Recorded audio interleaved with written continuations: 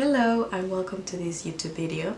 My name is Desiree and today I will be sharing my 10 favorite books so far.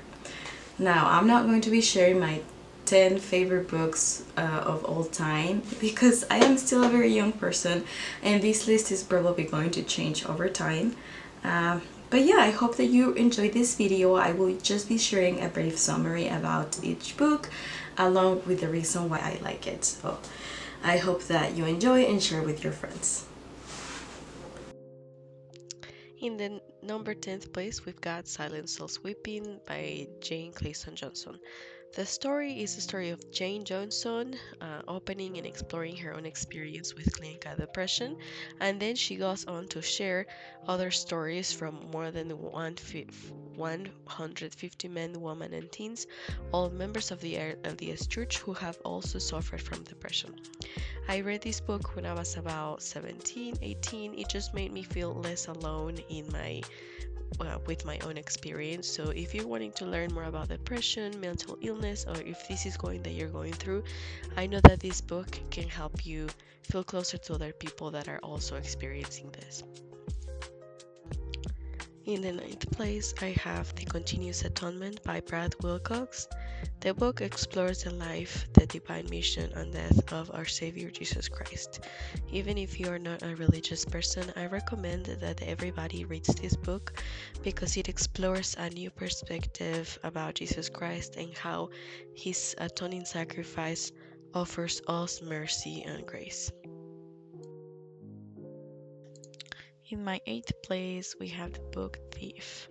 The Book Thief by Marcus Zusak is a book staged in the 1930s during Nazi Germany. And something super specific about the book is that it is narrated by death, which is such an interesting perspective. I thought the book was very well written. I know that it's a very controversial book. A lot of people like it, some think it's boring, some just hate it. In my honest opinion, I thought it was a great book. It is so well written, and the main character, which is this little girl, she steals books. That's why the book is called The Book Thief. No, I just thought it was a great book. In my number 7, we have The Diary of Anne Frank, which is the story of Anne Frank, a Jewish girl living in World War II. This is a innocent but also chaotic book because Anne Frank, being a 14-year-old little girl, has to experience this chaotic world in which she and her family have to hide in order to not be persecuted and killed by the Nazis. It's a kind of like a sad story. She has to experience so much chaos, war, her first crush, and many other difficulties during her life. In my number 6, I've got To Kill a Mockingbird by Harper Lee. This is a story of a lawyer, Atticus Finch, who has to defend a man that has been accused of raping a woman. The book is very controversial, especially because it's a story at its time. It was just very controversial, not something that it was seen since this lawyer has to defend a man of color in Alabama. So it is a very interesting story. I have loved reading this book. I have read it multiple times, and every time, I don't know, I feel like I learned something new, something different, and I just love reading this book. It's also an American classic. It is so well written in the story. The narrator of the story is this lawyer's little girl. The number 5 book on the list is 100 Years of Solitude by Gabriel Garcia Marquez. Its original language is in Spanish, and it's the story about La Familia Buendia. This is an amazing book. I enjoyed reading this book so much, even though it's a little long. It's about 400 pages long. But I feel like it is so well written. The story about each character develops so well throughout the story. You can tell how each member of the family progresses in many different ways. Everybody goes their different ways throughout the town, and it's just such a great book. It's very similar to my number 1 book in this list. And I also saw recently that there will be an adaptation to a Netflix show. I'm a little scared about that because I've seen adaptations before of other books to Netflix shows, and it's been a little disappointing. So hopefully it is not the same with this one. Number 4, 1984 by George Orwell. This is an amazing book. It is kind of a futuristic world about things that we are actually seeing nowadays.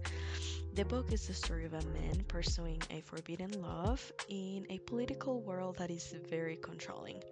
So the book is a strong reminder that every human being should have their own opinion, that anybody can have their own ideas, their own way of thinking, their own perspective about life, and that nobody can tell you what you have to think. So this is just a book about that. Big Brother is a big reference, so I highly recommend this book. My number 3 is When Breath Becomes Air by Paul Kalanithi. Sorry. This book is also an autobiography about Paul, who is a neurosurgeon, and is passion about his life before and after being diagnosed with stage 4 of lung cancer. It is such an amazing story in which Dr. Kalanithi has to explore life before and after being diagnosed. And it is just a beautiful reminder about how anybody should be living their life, how they should be spending their time in life, that family is what matters most, and just a reminder about the things in life that matters most. So I'm not gonna lie, I did cry at the end of this book, and whenever they say the phrase that a book is good when you know that you're different after you finish reading it, I think about this book. I feel like after reading this book, I was a different person. It made me cry, and it just, like I said, it's just a beautiful reminder about how you should be living your life. In my top 2, I have Pride and Prejudice by Jane Austen, also another classic. This book is the story about Elizabeth Bennet and Mr. Darcy, and it's just a typical story of enemies to lovers.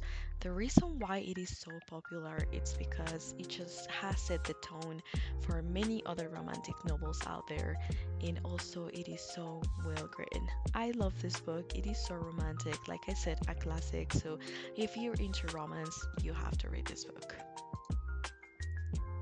My number 1 favorite book is going to be the Book of Mormon, which is another testament of Jesus Christ. This is the story of many prophets that lived in the Americas. It starts 600 years before Christ comes to the earth and he visits the Americas himself. The book is just a great reminder about who Jesus Christ is, about his divine mission, about his purpose as the Redeemer and Savior of this world. And it's just a beautiful testimony about how his life, his death, and just his ministry on this earth changed the history of humankind. That is the end of the video. Thank you so much for watching. I hope that you enjoyed watching this video as much as I enjoyed making it. And make sure that you comment down below if you liked any of the books or if you would like to read any. Bye!